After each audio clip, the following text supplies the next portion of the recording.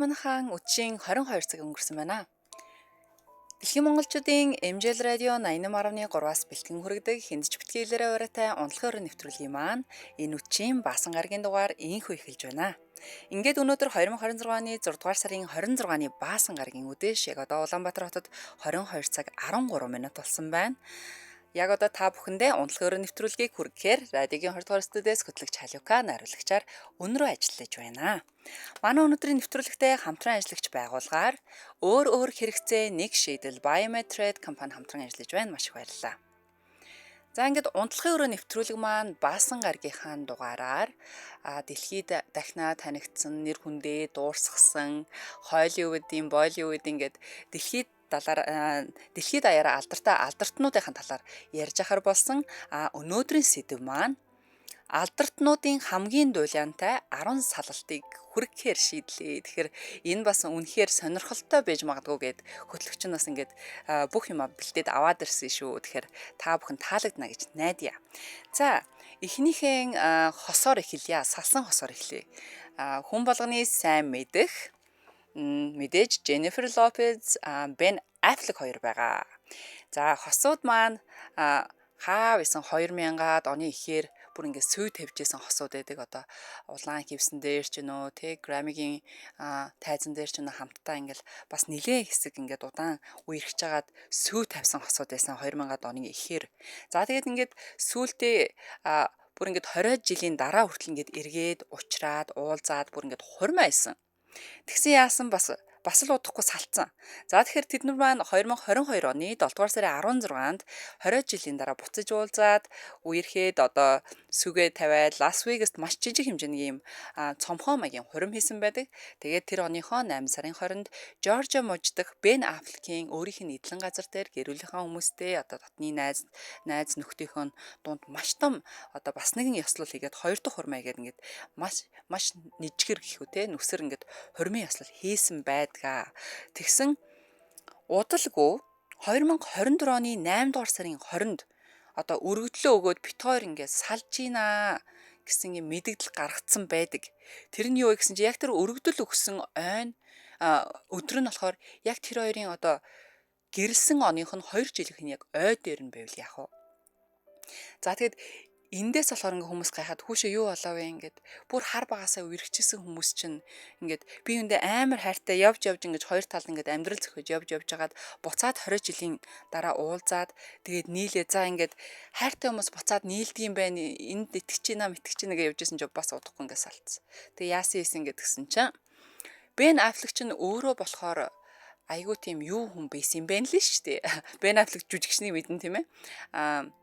Өөрөө айгуу тийм ансууруулах төрлийн зүйлд автцсан ч юм уу архинаас хамааралтай болчихсон залуу байсан юм байна лээ. Тэгэд үүнийг нь болохоор угаасаа өөрөө ч хэлдэг одоо Jennifer Lopez ч хэлдэг өмнөх эхнэр болох Jennifer Garner гэдэг дахиад нэг Jenniferтэй суужсэн. Тэр нь хүртэл хэлээд хажууд нь бас нэлээд хэдэн жил ингээд хамт явжсэн байгаа байхгүй юу. Тэгэд энээс нь болсон болов уу гэж хүмүүс үздгээ бас ярьдаг. Гэхдээ өөрсдөө болохоор салалтынхаа өргөдөл дээр болохоор эвлэршгүй зөрчлийн одоо улмаас ингээд салхаас өөр аргагүй болсон гэж хэлээд салсан байдгийн. За, тэгсэн бас ингээд энэ хоёрыг ухаад үзлээ л дээ. Бас их сонирхолтой зүйл их гарч ирж байна. 2000-ад оны ихээр яг Jennifer Lopez, Ben Affleck хоёр ингээд хамтдаа үерхдэг байх хугацаанд Ben Affleck маань 2000 онд Pearl Harbor киноны одоо монголоор бол Сувдир гэдэг кино байдаг те. Киноны зураг авалтын үеэр одоо X ихнэр Jennifer Garner-тайгаа танилцсан байж байгаа юм. Анх удаа. За, тэгээд энэ хоёр маань тус кинонд хамтдаа ингээд дүрийг бүтээсэн. Jennifer Garner болохоор совилогч Сандра гэдэг ийм одоо туслах дүрийг бүтээсэн байдаг. Гэхдээ тэр үедээ энэ хоёр үерхэж эхлэегүй гэж байгаа юм л да. Ягаад гэвэл тэр үедээ Jennifer Garner маань бас өөрөө Scott Foley гэдэг хүнтэй гэрэлчихсэн байсан. Ben Affleck болохоор Jennifer Lopez-тэй төсөв тавьчихсан юм. Хоёр талд ингээд өөр харилцаатай хосод байсан байгаа байхгүй юу? За, тэгсэн чинь дараа онд нь байдаг лөө. 2002 оны зураг авалтын үеэр Daredevil гэдэг юм кино гарсан юм байна. Тэр кинон дээр энэ хоёр маань хамтарч дүр бүтээгээд би буруу санааг бол эн чинь Ben Affleck чинь нэг юм Batman-ы дүрээр ингээд гарч ирдэг баха. Тэгээд Batman сохорч билүү юу ч хэлээ. Тэгээд Jennifer Garner болохоор одоо X эхнэр нь яг тэр кинонд хоёулаа гол дүрийг бүтээгээд тэндээс энэ хоёрын романтик харьцаа нь ургасан гэж хэлдэг юм байна. Тэгэхээр юу болсон бэ гэхээр Ben Affleck маань өөрөө сүй тавьсан Jennifer Lopez-ийг Jennifer Garner-тай одоо хураад араар нь яваад гэх юм уу тавиад тэгээд дараа нь мэдэгдээд баригдаад тэгээд хоёр тийшээ салсан гэж ярьдаг юм билээ Jennifer Lopez Ben Affleck хоёрыг.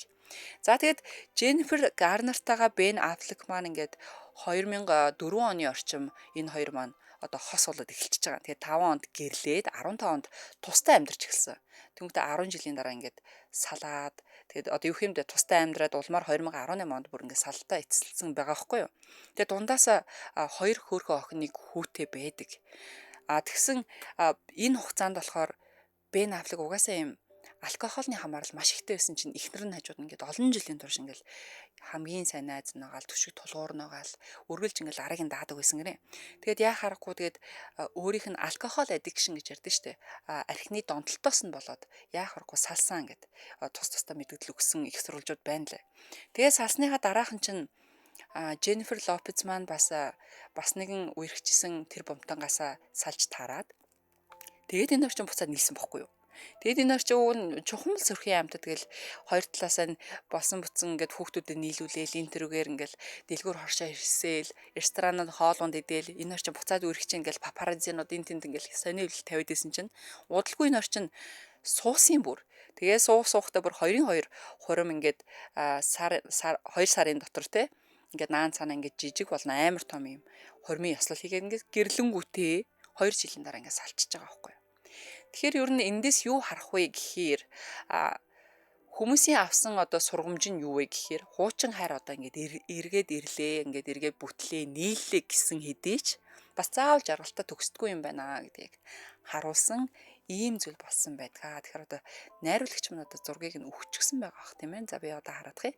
За унтлахын өрөө нэвтрүүлгээ сонсож байгаа бүх лайв үзэж байгаа сонсогчдоо бас энэ орой мэндийг хүргье. Тэгээ бүгдээрээ сайхан амарцгааж байна уу, юу хийцгээж байна бүгдээрээ бас комментээр бичээд ороод ирээрээ.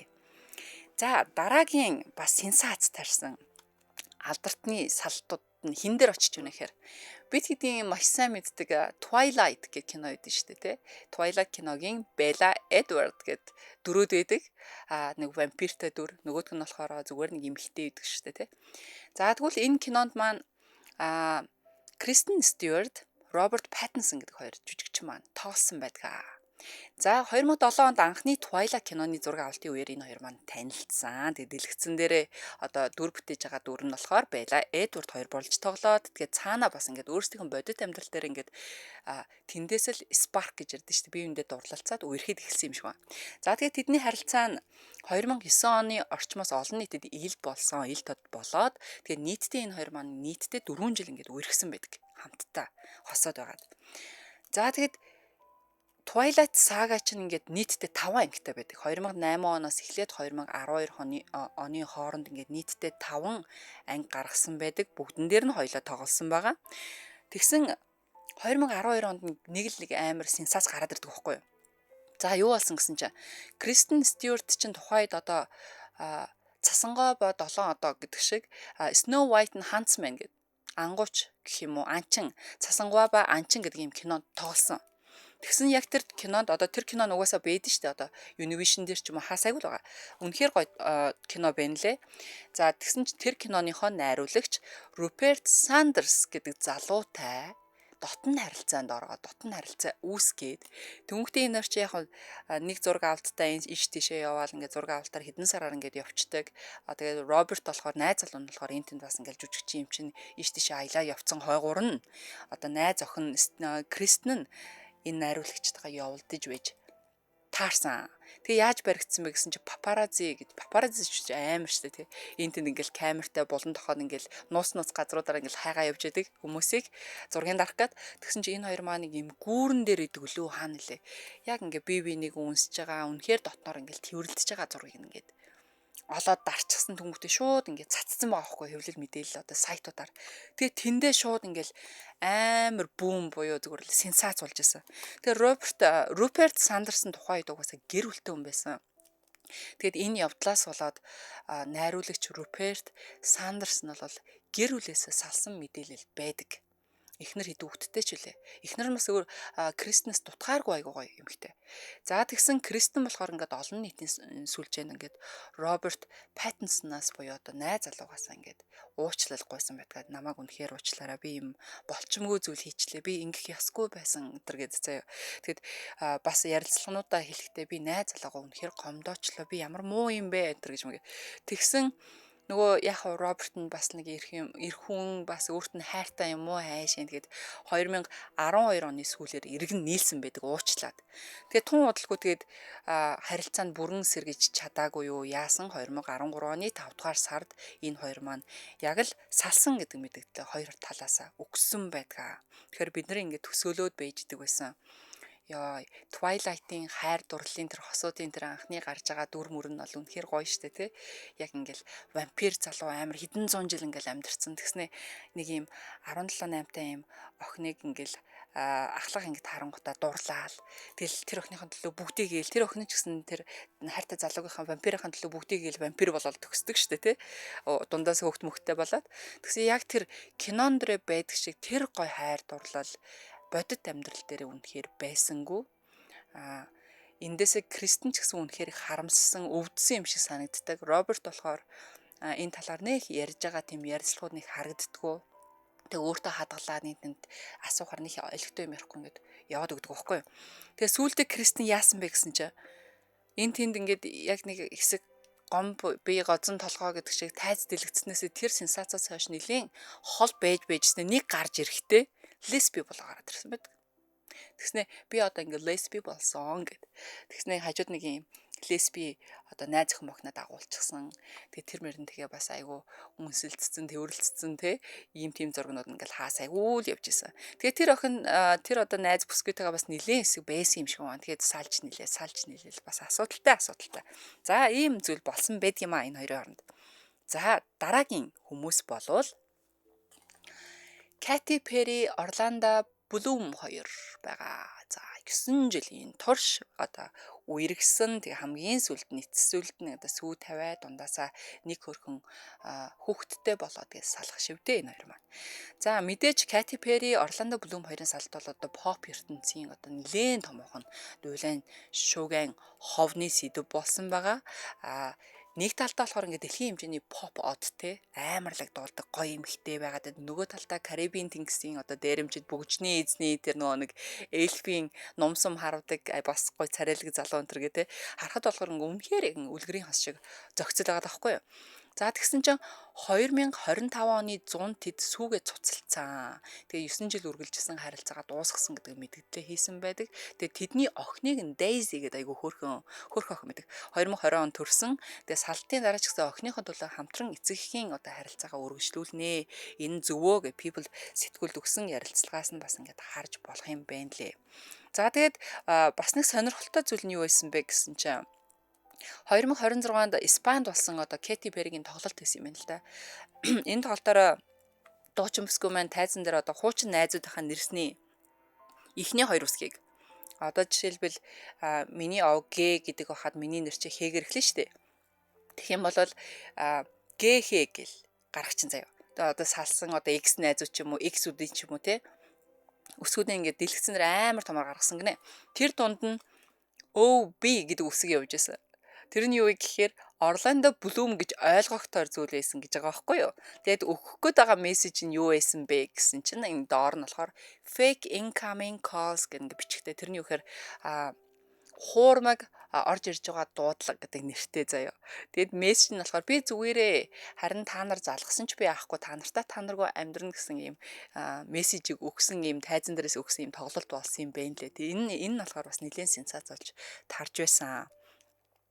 За тэгээд мэдээж Орландо Блум маань болохоор өмнөх X нь Miranda Kerr гээд Австралийн Victoria's Secret-ийн бүр топ модель эмэгтэй байдаг шүү дээ. Тэгээ энэ хоёр чинь бас дундаасаа бас Flynn гэдэг юм хөөрхөн бандтай. Тэгээд тэндээсээ салаад удаагүй байж байгаа л Katy Perry-тэй ингээд нийлчихсэн байсан. Тэгээд хүмүүс болохоор за Miranda Kerr-с Katy Perry рүү явчлаа. За Miranda Kerry гүйцэхгүй штий Katy Perry мэрийг л тэрүүхэн тэнд амар шууган болж исэн бол Katy Perry-д байгаа миний бодоход сансныг бодоход нэлээд удцсан байгаа зү 9 жил.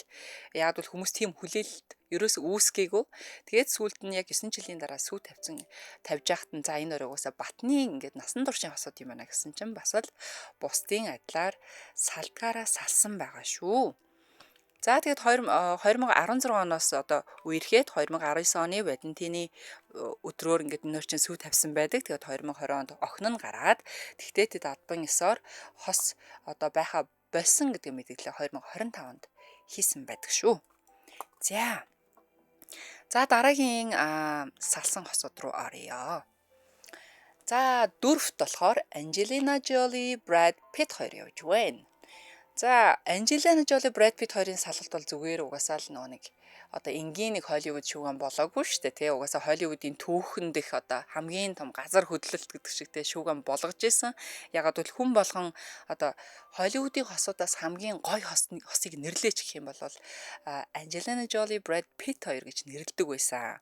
Нэг хэсэг чинь бүр ингээ Brangelina гэдэг юм тодотгол юм брэнд үг гарцсан байсан шүү дээ. Brad Pitt-ийн Brag-ыг авснаа Angelina-гийн Angelina-тай ингээд нийлүүлээ Brangelina гэж айгүйх дуудажсэн.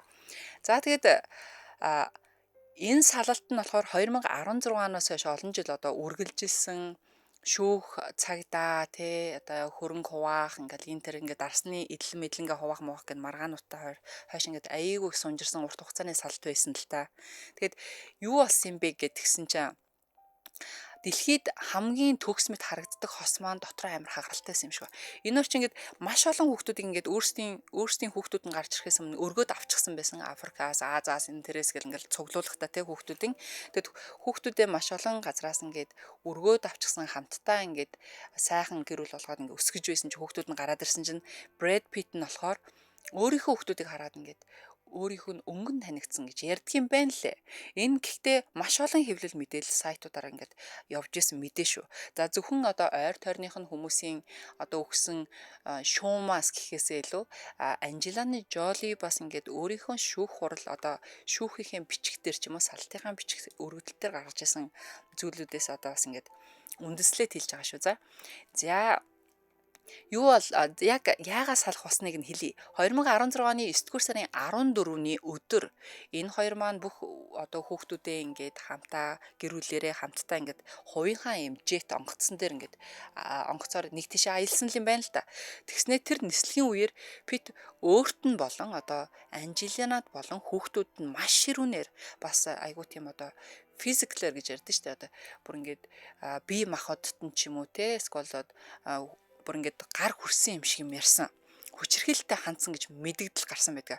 Тэгэд энэ хоёр маань онгоцсон ингээд нисээд нөгөө талаас нөгөө одоо хотод буух хэмжээнд ингээд тэр дотроо зүгээр л амар хэрүүл маргаан болсон юм шиг байна. Тэгэхэд Brad Pitt болохоор нэг хүүрүүгээ за миний санаж байгаа буруу биш бол Maddox гэх нэг банд байдаг нэлээд том. Тэр банд руу нэлээд уурдаад хөрөгөө уурлаад тэг гар хүрсэн юм шиг байна. Тэнгүүд Анжелина урдуур нь ороод хэрүүл хийгээд чи юу яах гэж дандаа энэ хүүхдүүдэд ингэж ядг юм бэ? Чи ивтхийн гэлдэ тэгэлдэ гэд. Тэгж хэрүүл нь эхэлсэн байдаг. За тэгээд үүний дараа 2016 оны 9-р сарын 19-нд Angelina Jolie шууд сал хөрөгтлөө өгчихсөн. Одоо 9 сарын 14-нд гарсан хэрүүл байгаа даа шүү дээ. Тэгсэн чинь 5 хоногийн дараа 19-нд нь Angelina Jolie сал хөрөгтлөө өгсөн байдаг. Тэгээ тэр үед 6 хүүхдийнхээ асрамжийг өөр дээр авах хүсэлт гаргасан бас байдгийм байна лээ. Мэдээж ихтэй Brad Pitt-ийн тал дээр одоо ноцтой мэдгдлийг одоо бүрэн одоо тохоод ч юм уу өөрөө Brad Pitt өөрөө зөвшөөрөөгүй ч гэсэн маш олон одоо шүүхийн одоо тогтоолоор ч юм уу хуудсууд дээр өгсөн мэдүүлэг дээр нь болохоор ингээд ийм зүйл ийм зөрчлүүд байсан болохоор ингээд шалгагцсан гэж бичсэн байлээ. Тэгээ тухайн үед бас бүр ингээд FBI штеп одоо нууц товчоо гэж ярьдагтай бишээ нууц ямар нууц албаны товчооныхан гэж ярьдаг лөө тий FBI болон хүүхд хамгааллын байгууллагын хүртэл ингээ Brad Pitt-ийг шалгасан юм байна л шүү дээ. Бүр ингээд эрүүгийн хэрэг үүсгэх гээд тэгээд мэдээ яг хараахан ял тулгаагүй янз бүр болоог ингээд өнгөрсөн байгаа юм. Гэхдээ үүнээсээ болоод энэ хоёр маань салсан юм байна л шүү манайхаа. Яг тэр онгоцны хэрүүлээс болоод. За түр завсарлаа. Яг одоо Улаанбаатар хотод 22 цаг 32 минут болсон байна. Тэгэхээр манай өнөөдрийн нэвтрүүлэгтээ хамтран ажиллагч байгууллагаар өөр хэрэгцээ нэг шийдэл биометрид хамтран ажиллаж байна. За, бие организмын хэвийн үйл ажиллагаанд даавар чухал үүрэг гүйцэтгэдэг. Тэгвэл харин стресс, амьдралын хэв маяг, насжилт гэд энэ зэрэг хүчин зүйлсийн нөлөөгөөр дааврын тэнцвэр өөрчлөгдөхөд бие махбод одоо янз бүрийн тохиогоо өгөөд эхэлдэг байна. За эрэгтэй эмэгтэй дааврууд ч ондоо байгаа шүү дээ, тий. За эрэгтэй хүний тестостероны түвшин нь буураа дааврын хэлбэлцэл нь одоо ингээд хөдлөх үед ямар шинж тэмдэг одоо дохиог биедээ өгдөг вэ гэхээр хэвлийн таргалалт нэмэгддэг юм байна. Булчингийн мас буурна. Ажлын идэх маш их сулардаг. Одоо ажил хийх идэх. Анхаарал төвлөрөл бас мууддаг, ядаргаа ихсэн нойргууд нь бас хамгийн чухал нь дур хүсэл болон чадах буурах зэргээр илэрдэг гэж байгаа юм. За эмэгтэйчүүд дээр эстрогоны өөрчлөлтийн үед болохоор хэлбэлцэлд орсон үед үтрээ хураашдаг, арьс хураашдаг, сарын тэмдгийн мөчлөг бас алдагддаг байна. За мэдээж тэгээд нойрны чанар муудна, сэтгэл санааны хэлбэлцэл маш ихээр нэмэгдэнэ. Анхаарал төвлөрөл буурна, ажлын одоо идэх сулардаг. Мөн дур хүсэл буурах юм шинж тэмдгүүд илэрдэг гэж шүү. За тэгэхээр эдгээр хэрэгцээнд зориулсан Biometrate компани маань Италийн Lowly Pharma International компанийн Ticadriol бүтээгдэхүүний 600 бүтээгдэхүүнийг албан ёсны эрхтэйгээр санал болгож байна. За Ticadriol 600 дихероинозитол альфа лакталбумин агуулсан бөгөөд дааврын тэнцвэрийг дэмжихэд туслах эрүүл мэндийн нэмэлт бүтээгдэхүүн гэж байна. За тэгэхээр Ticadriol 6 маань дотроо 20 ширхэг шахмал ийм нэмэлт бүтээгдэхүүн байгаа. Энэ бол ерөөсөө им биш шүү. Нэмэлт бүтээгдэхүүн. За тэгэхээр өдөрт би зааврыг харж үзсэн. Манай бас хэсэг дааврын тэнцвэр нь алдагдсан найзууд маань уугаад эхэлчихсэн байгаа. Тэгэд ирүү мэрүүгээр энэ төр ингээд юм гараад ирсэн чинь бас буурж ийн гэсэн мэдээлэл надад өгсөн байгаа шүү. За тэгэхээр ингээд өдөрт 1-2 хоолны завсраар ууж хэрэглэнэ. Хэтрүүлийн хэрэглэж болохгүй. Хэрэв магадгүй бас одоо яах юм бэ? Өдөрт 1-2-оос илүү хэрэглэх тохиолдол байх юм бол тэр нь зөвхөн одоо эмчийн одоо зөвлөгөөгөөр ч юм уу заавраар эмийн санчийн одоо заавраар хэрэглэх ёстой байгаа шүү. За хаагур зарагдчих байгаа гэхээр Азфарм, Моносүлжээ эмийн сан болон UB Tower дахь Од Медикал эмийн сангуудаар тус борлуулагдаж байна. Тэгэхээр та илүү дэлгэрэнгүй мэдээллийг авахыг хүсвэл 75 55 2009 9888 10 гэсэн дугаараас илүү дэлгэрэнгүй мэдээллийг аваарай. За ингээд хамтран ажилласан өөр хэрэгцээ нэг шийдэл Biometrate компанид маш их баярлалаа. За буцаад алдартангуудынхаа дуйлан шүүгэнтэй салалт руу орё. За 5 дугаарт дуучин Шакира болон Жерард Пике нарын салалт орж байна. За энэ бол бүр нэг өөр төвшний салалт гэж хэлж болно. За Шакира, Жерар, Пике хоёр болохоор 11 гаруй жил ингээд хамт амьдарсан байгаа байхгүй юу. Тэгээ дундаасаа хоёр хөөрхөн хүүтэй. Тэгээ би саяхан нууны Шакираг ингээд одоо дэлхийн одоо хөл бөмбөгийн аврах шалгаруулах тэмцээнүүд ингээд дуулж муулаад нэг хажууд нь ингээд хүүхд мөхтөнд байхад нарсан чи баг ингээд амар өндөр болсон зэ хүүн баг өсвөр насны хүүхд байгаа юм шиг үлээ. За тэгээд өсвөр насны хоёр хүүтэй тэгээ мэдээж Шакира бол дэлхийн хэмжээнд нэрээ дурсгасан попод нөгөөдгөн Барселонагийн алдарт хөл бөмбөгч хүн байгаа штэ. За мэдээж тэгээд хүмүүсийн хувьд болохоор энэ хоёрыг ингээд анх нийлж авах чинь ингээд маш их хүлээлэг тавьж исэн. За латин попын хатан хаа маань хөл бөмбөгийн одтой ингээд гэрэлчглээ ямар гой хос вэ энер чи ингээд бүр ингээд дундаасаа 22 хүүхэдтэйс жинхэнэ төгс хосгдөг чи энэ хаа андрагжсэн чинь 2022 оны 6 дугаар сарын 4-нд тэд салж байгаагаа албан ёсоор мэдэгдсэн. За тэгэнгүүт ингээд дэлхийд арай шүүгдэж байгаа чи юу болчих вэ яа чи энэ чи яг юунаас олоод салах гэж байгаа юм болоо яасан бол гэ За тэгсэн юу болсон бэ гэдгийг би бүр ингээд ярьж өгье заяа. Тэр үед нь би сонсоод бас ингээд амар шокерч байсан. Шакира маань өөр ингээд чанамал амар хийддэг юм байна л да. Одоо барай нь амар хийдэх дуртай. Тэгээ гэртээ ингээд өөрийнх нь ингээд өөрөө ингээ иддэг ийм тусгай ингээ чанамалтай тэр чанамлаа ингээ хөргөчөндөө ингээ хадгалаа бийждэг заяа. Тэгээ тэрэнд нь болохоор ингээ гэрийнх нь ерөөсө хүрдэггүй. Нөхөр нь ч иддэггүй, хоёр хүүхэд нь ч иддэггүй. Одоо гэрээр нь орж гарч байгаа ах トゥ ус нь хамаатан садан ч өнө найз нөхд нь хүрдэггүй. Гэрийн үйлчлэгчтэй хүүхэд асрагч энэ бүгдээрээ ингээ энэ бол Шакирагийн жам те Шакирагийн чанамал гэд ерөөсө хүрдэггүй юм байна л да. Тэгсэн чинь Шакира бас гадар дотор одоо яг доод хүн юм чинь те тоглолт Монголтой ингээд явж байгаа гэртээ ирсэн чинь нөгөө чанамл нь ингээд онгоолгоо тавьсан байсан ингээд идсэн байсан чанамлаас нь нилээ ингээд аваад идсэн байсан гинэ. Тэгснэ ингээд дотор нь ингээд жижигхэн ингээд талхны өртөс унчихсан. Тэнгүүд тэрэндээс нь шууд нөхрийгөө явуулсныг мэдсэн гэвэл яах вэ? Зүгээр чанамлаас болол нөхрийгөө явуулсныг мэдсэн хамгийн анхны дэлхийн өнгөхгүй юу? Анхдагч гэдэг чинь булган бүгдийн анхдагч гэх шиг булганых хаа Шакира гэж. Тэгэд энийг сонсоод дэлхийд даяар нэг инээ хэцүү шокрох хэцүү болчихсон шүү дээ. Чанамлаас болоо мэдчихэж байгаа мó гэсэн чинь явж яг өгтө чанамлаас болоод мэдсэн байсан. Тэгэхээр энэ бас амар сонирхолтой байгаа зү. За тэгэд тэд болохоор 2010 оны одоо хосууд маань одоо салсан хосууд маань 2010 оны хөл бөмбөгийн дэлхийн авраг шалгаруулах тэмцээний албан ёсны дув болох одоо өөрийнх нь Waka Waka гэдэг байдаг штэ. This time is for Africa гэдэг энэ дууны клипний зураг авалтын үеэр танилцчихсэн гэж байна. Тэгээд тэр үедээ Шакира Жерард Пикег харчаад ямар гой залуу вэ? Энэ залуутаа л суучих юмсан гэж бодсон чинь дараа нь ингээд бүр суух хэмжээнд хүртлээ ингээд үерхэд хүүхдүүдтэй болчиход байгаа байхгүй юу? За тэгээд дараа нь 2011 оноос харилцаа нь олон нийтэд ил болж нийтдээ 11 жил хамт амьдарсан. Тэгэд хэдийгээр албан ёсоор гэрлээгүй ч гэсэн дундаасаа Милан, Саша гэдэг хоёр хөөрхөн хүүтэй юм байна. За тэгэд ягаад салсан зүйлийг нь хэллээ. Гэхдээ өөртөө болохоор хүүхдүүдийн одоо нэр төр интриг нь одоо сайн сайхныг нэгдүгээр тавьж гинэ. Тэгэхээр ингээд хувийн орон зайг маань хүндэтгэрээ ингээд тусдаа ингээд айгүй ингээд юу гаргаж өгсөн байгаа байхгүй юу? Мэдээлэл гаргаад өгсөн. Тэгсэн чинь мэдээлэл нь их амар хинт ч хэрэг болоогүй. Ягаад гэвэл өөрөө яг тэрний дараахан амар дуу хийсэн байсан. Дуу нь болохоор угаасаа шууд өөрийнхөө салалтыг дуулсан дуу гарсан шүү. Дууных нь нэрийг мэдэхгүй байна. Гэхдээ ямар ч хэсэд латинаар одоо испанаар ч илүү юу лээ. Латинаар ингээд дуулдаг байхгүй юу. Тэрийг нь орчуулгыг нь англиар гаргаж маргаа. Тэрийг нь янз янзын хэл рүү хүмүүс орчуулаад өө ингэж штэ өө тэгцэн бэ штэ гэд. За тэгээд тэр дуун дээр болохоор мэдээж тэр Жерард Пикегийн явуулсан тэр маш залуухан нэг эмэгтэй байна лээ юм шар үстэй. Тэр эмэгтэйг бас дурдаа. Тэгснэ өөрийгөө ингэсэн байгаа. Чи Rolex цагийг Casio-гоор солилоо доо гэж заяа.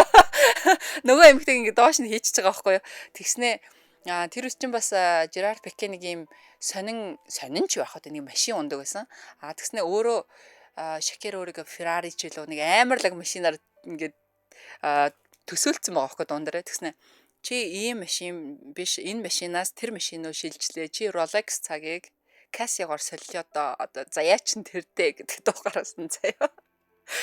Тэгэд энэ болохоор надад болоод үнэхээр бас хөгжилтэй ч юм шиг санагдсан. Тэгэхээр дуучин хүмүүстэй бас ингээд салж нийлэх хэцүү юм шиг байна. Салчих юм бол дараа нь зүгээр дуунд нь орцсон явж байдаг. За энэ бол угаасаа дэлхийг донсолгосон бас нэгэн алдартай салалтуудын нэг байсан. За 6 дахь руугаа орё. За 6 дахь салалт маань Joe Jonas, Sophie Turner нарын салалт байсан. За Joe Jonas гэдэг маань одоо Jonas Brothers гэдэг нэг юм хамтлаг байдгийн Америкт. Одоо ах トゥ гуруулаа ингээд нэг хамтлагтай гуруулаа амар царайлаг ингээд дуулцгаадаг. За тэгснэ заримдаа ингээд сүүлийн жилүүдэд ингээд тусдаа дуулж байгаа сурагтай байсан. За тэгсэн Sophie Turner гэдэг маань угаасаа англи гаралтай, Английн бас алдартай жүжигчин. Та бидний одоо сайн мэдхээр Game of Thrones гэж ярьдаг шүү дээ, тэ. Одоо хаан сэнтийн төлөөг тоглоом билүү, тэ. Монгол орчуулга нь тэр кинонд тоглодог байхгүй юу? За, Joe Jonas, Sophie Turner хоёрын салалт анхандаа зүгээр яхав дэх амар тийм нэг тийм том яриа болоог байгаа юм. Тэгээд Jonas Brothers-ийн дуучин нөгөөх нь болохоор Game of Thrones-ийн Sansa Stark-ийн дүрийг бүтээдэг юм. За тэгээд хоёулаа угаасаа юм залуухан, cool, стилэг, амар царайлаг, амар гоё харагддаг хосууд. Гэтэл 2023 онд Joe Jonas салах хүрэгдэл гаргасан байдаг. За, Reuters гэдэг мэдээллийн сурвалжсанаар одоо мэдээлснээр тэр 2023 оны 9-р сарын 5-нд шүүхэд хандсан гинэ. Одоо нөхөр нь эхнэрээ өгчөөд байна шүү дээ. Тэгээд дараа нь хүүхдүүдийн байршил, паспорт, асрамжийн асуудал олонний анхаарал татсан гэж байгаа. За энэ болохоор хамгийн айгу ховтой хэсэг нь байгаа байхгүй юу. Тэгсэн чи юу вэ гэсэн чи тэр хоёр ерөөсөө найрсгаар салаагүй гэж байна. Тэгээд юунаас ч болсон өөртөө хэлэхдээ болохоор сэргээх боломжгүйгээр эвдэрсэн харилцаа гэж ингэж яриад байдаг. Тэгэхэд пенүүд нь болохоор за нэг хэсэг нь ингээд хоёр хуваагдцсан. Нэг хэсэг нь одоо жог өмөрөөд нөгөөх нь болохоор сопиг өмөрөөд ингээд сошиалар ингээд бүр ингээд дайм болчихж байгаа байхгүй юу. За тэгээд энэ хоорондоо дундын найзуудаараа ингээд дамжиж танилцсан найзууд байгаа энэ хоёр одоо хосоод байгаа анхандаа. За тэгсэн ингээд явж ингээд салалт нь юун дээр амар ингээд хүмүүс өгөгдөл өгөөд идэг вэ гэсэн чинь салсныхаа дараа одоо эхнэр нь хүүхдүүдээ англи руу аваад явах гэсэн чинь нөхөр нь юусоо тэр паспортын ч өгөхгүй хүүхдүүдээ харах чирхийг өгөхгүй байна гинэ. За тэгэнгүүтээ энэ дээр болохоор англи руу хүүхдүүдээ буцаах асуудлаар одоо шүүхэд дахин хандаад хүүхдүүдийн паспортыг өгөхгүй байна. Тэгээд ямар юу гэмтэй токсик юм бэ? Зүгээр салуу салъя л да. Зүгээр ингээд эхнэрийн талаас ингээд авах үзсэн чинь нөхөр нь болохоор одоо яасын одоо орхоо эзэн араандаа эхнэрээ зуусан юм уу яасан юм. Магадгүй биднэрт одоо олон түмэнд ил тод байснаас илүү бас нэг зүйл хаалттай алганы цаана байсан байх. Түнхтээ би чамд хүүхдүүдийн одоо асран хамгаалах ч юм уу эрхийг 50 гэж өгөхгүй. Хүүхдүүд Америкт үлдэн, Америкт өснө, англи руу ч явахгүй шүү. Танаа орон чэстэ мяза гэж заяа. Тэгээ паспортын нууж муугаад түнхтээ хүүхдүүдийн асран хамгаалах 100% эрхийг өөртөө авах гээд үзээдсэн байгаа юм. За тэгээд тэдний салалт нь 2024 оны 9-р сарын 6-нд эцэлсэн бөгөөд хүүхдийн асрамжийн нарийн нөхцөл одоогоор яг олон нийтэд дэлгэрэнгүй бас ил болоогүй байна. Тэгэхээр хүүхдүүдээ ээж нь авч чадсан уу, нутгараа буцахтаа хүүхдүүдээ одоо авч явах эрхтэй болсон уу эсхийг нь бол ерөөсөө одоо тааварлшгүй байна. Яг бол ил тод мэдээлэл алгаа. Гэхдээ мэдээж л яг Америктэй хоёулаа байгаа нөхцөл бол одоо хүүхдүүд ингээ харж хандаал явдаг л байна л да. За дараагийн мэдээ 7-т хон тийм ээ. Taylor Swift Joe Alwyn нарын харилцаа гэж байгаа. За би Joe Alwyn гэдэг залууг бол би өөрөө хувьдаа бас нэг айхтар сайн мэддэггүй байсан юм аа. За Taylor Swift-ийн бүх дуунд нь дуртай. За ялангуяа анх Shake It Off гэдэг дуугаар нь одоо анх Taylor Swift-ийг одоо үзэж мэдэж авч байсан. Тэгээд дараагаар нь миний хамгийн дуртай дуу болох бас Blank Space гэдэг дуу дуулдаг. За Taylor Swift, Joe Alwyn хоёрын харилцаа бусдаасаа бас жоохон өөр байсан гинэ. За Taylor-ийн хувьд болохоор хувийн амьдрал ихэвчлэн дэлхийн хэвлэлээр дэлхийн нүдэн дээр ил тод явдаг бол харин Joe Alwyn харилцаа нь харьцангуй намгүм, нууцлаг, даруухан залуу гинэ. За фэнүүд нь энэ удаагийн хайр настай жинхэнэ доктортой юм байна гэж бодчихсон. Яг бол Taylor Swift маань байс хийж байгаа л нэг залуутай уулзаал, байс хийж байгаа салаал, салангуудаа тэрнгээрээ дуу игээл тэгэл гаргасан дуулга нь хит болол ингээд яваад идэв штэ. Тэгээд энэ удаа болохоор 6 жилдээ ингээд хамтдаа доктортой нэг хүнтэйг үерхсэн чи за одоо бараг л цаашдаа ингээд жинкнээсээ л яг доктортойгоор жинхэнэ хараа олсон юм шиг байна гэж бодож байсан чинь 2023 оны 4-р сард тэд 6 жилийн дараа салсан тухайга People сэтгүүл мэдээлсэн байгаа юм. За тухайн Taylor болохоор Eras Tour гэдэг одоо аялын тоглолтоороо явж байсан бөгөөд Joe тоглолтууд дээр нь харагдахгүй босонд нь одоо фэнүүдийнх нь анхаарлыг татсан байгаа юм аа. За тэгээд хамгийн одоо юу хэмдэ хэцүү хэсэг нь болохоор мэдээж одоо олны дунд ингээд Taylor ч өөрөө ингээд ярилцлаганд орохоор байнга тэгдэг байсан байхгүй.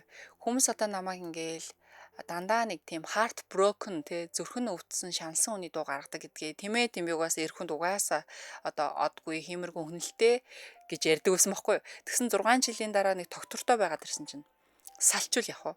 Дүнгүүд дахиад дэлхийн нийтээр хөөрхий дөө чаавастай ивэдэ Taylor нөгөөдх нь л болоогүй зараар нь л тавиац гэл юм ярьжсэн чи тэр талаасаа ерөөсөө тийм болоогүй. Joe Alwyn болохоор Английн жүжигчин байгаа, Taylor Swift болохоор Америкийн дуучин.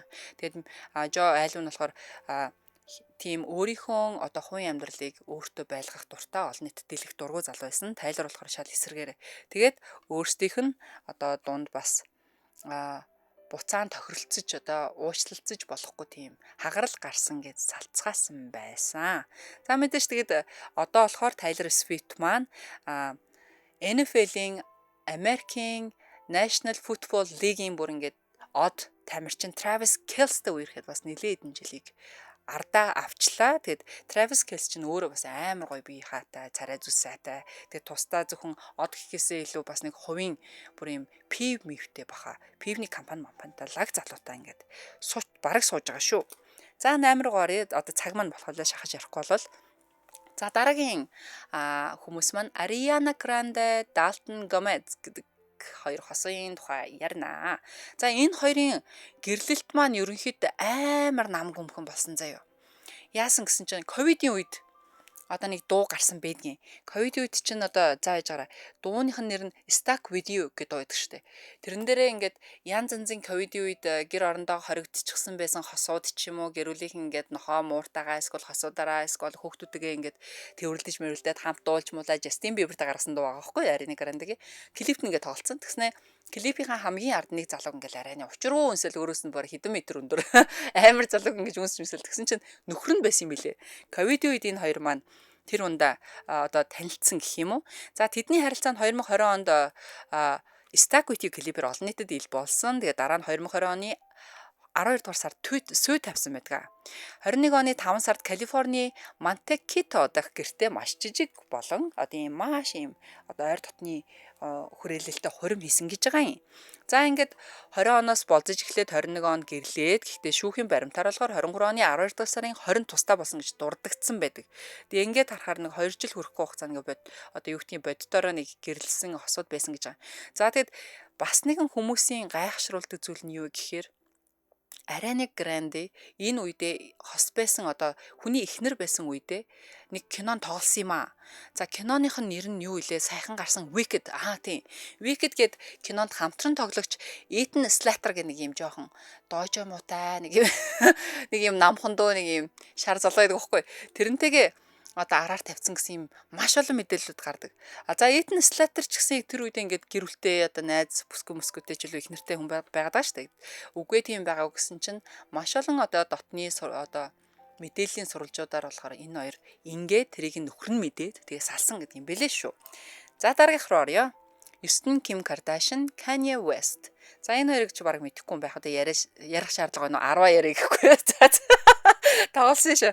За Kim Kardashian, Kanye West хоёрын салалт бол celebrity breakup гэхээс илүү pop соёлын хамгийн том одоо дуйлан шууган задрал болсон юм мэдээ байсан. За энэ хоёр чинь хамт байхдаа ч дандаа сенсацтай, салахтаа ч сенсацтай тий.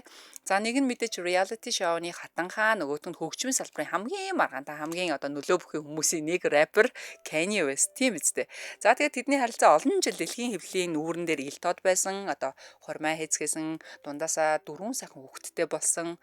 За тэгээд одоо загварын шоу, Met Gala тэгээд social post маргаан гэл бүх зүйл дээр энэ хоёр байнга байж дгүйсэн. За яагаас салсан бэ гэдэг үнцг нь болохоор бас янз янз яригдцгэл юм байна л да. Гэхдээ Kim Kardashian өөрөө салъя гэдэг өргөдийг өгсөн гэдэг юм байна лээ. Ягаад гэвэл Kanye West маань бас заримдаа ингээд хит солиорч балаар жоохон нэг илэр солиордог юм байдэн штэ. Магадгүй хит урлагийн онготтой хүн тэгдэг юм уу. Тэнгүүтээ за би 2020 оны гэж ярьсан санагдаад лөө 24 оны юм билүү. Ерөнхийлөгчийн сонгуул нэр дэвшин энтерхтэр тулаад заяа.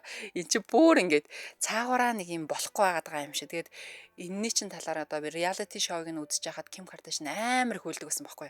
Манай нөхөр болохгүй байна. Мэдхгүй яг ингээд одоо мэдрэлнэ гэж ярьдаг шүү дээ. Сэтгцэн өвдсөн юм шиг байна.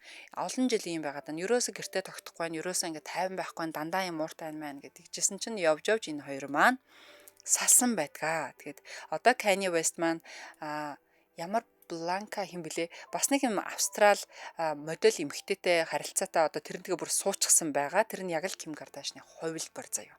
Хувилбар. Нөө нэг хужаа хувилбар гэдэг шиг яг тийм яг ижлэг эмэгтэйтэй суудсан байлаа. Bianca за нэр нь орж ирдгвэ. Bianca гэдэг нэртэй л эмэгтэй байдгийг. За 10 руугаа орё. Сүүлийнх нь Miley Cyrus, Liam Hemsworth нарын олон жилийн хайр хурим болоод удаагүй нуран унсан талаар ярья. За Miley Cyrus, Liam Hemsworth хоёр бол залуу насны одоо хайрын бэлэг тэмдэг гэж хэлж болно. Хаагаас Miley Cyrus чинь бас ингээд өсвөр наснаас ахуулаад ингээд янз янзын reality show одоо TV show маяг тоглодог байсан та. Тэрнээс ахуулаад энэ хоёр чинь хамтдаа тоглож байхдаа л үерхэд эхэлсэн байгаа байхгүй юу. За тэгээд Last Song киноноос эхэлсэн хайр нь олон жил салж нийсэн харилцаа эцэст нь ингээд хурим болоод ингээд ер нь бол хурим болсон байдаг. За фэнүүд нь болохоор за энэ хоёрын кино шиг хайр аз жаргалтай төгслөө гэж бодсон чинь тэд хурмаа хийснээс хойш удалгүй салтсан байдаг аахгүй юу? Та салсныхаа дараа Майли одоо ингээд уран бүтээлүүдэд амар юм гаргаад ирсэн. За Wrecking Balls гэдэг дуу байдаг шүү дээ. За нөгөө нэг өөрөө ингээд шалдан шахуу ингээд нэг том юм хоёр ханы цементэн ханы завсар ингээд нэг том бөмбөлөг дээр цементэн бөмбөг дээр суучаал ингээд хан манаа ингээд нураагаал байдаг дуу байдаг та. Тэрний чин дуу нь шууд энэний салалттай хамаатай энэ хоёрын. За салтаасаа санаа аваа тэр дуугаа гаргаад шууд этгэе дахна бас нилээд рекордыг одоо эвдэлсэн дуу болсон. Тэгэнгүүтээ дараагаас нь Flowers гэдэг дуу бас гаргасан. За тэр Flowers гэдэг дуу нь үнэхээр гоё. Яадаг вэ гэхээр ингээд тэр кино зураг авалтыг өөрийнхөө Лямс одоо нөхөртөөгөө байдаг байсан гэртээ очиж хийсэн гэдэг аахгүй юу. Түнхтэй шууд ингээл өөрөө хувц одоо өөрийгөө хайрлаж байгаа эмэгтэй дүрээр гарч иж байгаа юм. Чи надад цэцэг авч өгч одоо өгөх шаардлагагүй би өөртөө авчин.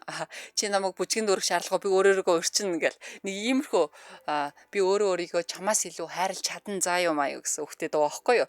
Тэгэхээр энэ дуунуудаа болохоор нөхөр байсан Лямда хамааруулж одоо гаргасан дуунууд гэдэг юм байна лээ. Тэгэд энэ талаар угаасаа олон нийтээр ярьж байгаа болохоор олонний үг ортой юм болов уу санагддаг. Тэгэхээр олон жил хайрсан хүн тэгээ гэрлэн гэдэг нь одоо төгсгөл биш гэсэн санааг бас хилээд байгаа юм болов уу. Тэгэхээр заримдаа хамгийн сүүлийн бүлэг нь хүртэл одоо эхлэл байдаг. Салалтаас бас шинэ эхлэл эхэлж идэг гэдгийг бас гаргаж ирсэн юм болов уу гэж бодож байна. За халууг нь бүр ингээд амаа бүр хуурай болтол ярьлаа. Хамаг 10 мэдэгээ багтаах гээд. За тэгээд миний та бүхэн төлөвлөсөн хүргэсэн алдартнуудын олныг шөөгүүлсэн дуйлаантай хамгийн дуйлаантай 10 салалтын мэдээллүүд таалагдсан гэж найдая. За манай өнөөдрийн нэвтрүүлэгтээ өөрөөр хэрэгцээ нэг шийдэл Biometric хамтран ажилласан байгаа. Маш их баярлалаа. Тэгээд энэ хүрээд хинт ч битгий хэлээр ойрлын унтлагын өрөө нэвтрүүлэг маань өндөрлөж байна. Тэгэхээр бүгдээрээ сайхан амарцгаагаарай. Хагас сайн бүтэн сайндээ амралтын өдрүүдэд үр бүтээлтэй өнгөрөөцгөөгөөрэй. Сайхан амраад ороод ирээрэй. Дэлхийн монголчуудын Эмжэл радио 88.3